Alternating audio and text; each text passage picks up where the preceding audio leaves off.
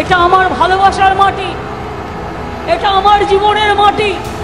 এ মাটি আমাকে জন্ম দিয়েছে, এ মাটি আমাকে কর্ম দিয়েছে, এ মাটি আমাকে ধর্ম দিয়েছে।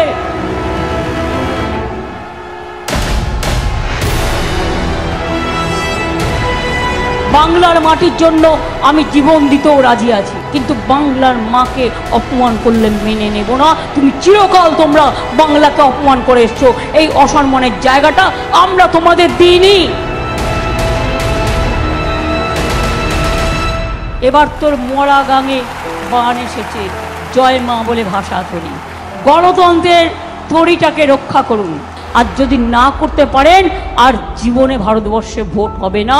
নরেন্দ্র মোদী এতটাই অটোক্র্যাট, উনি সংবিধান মানেন না, উনি ভোট করতে দেবেন না, এটা জেনে রেখে দিন।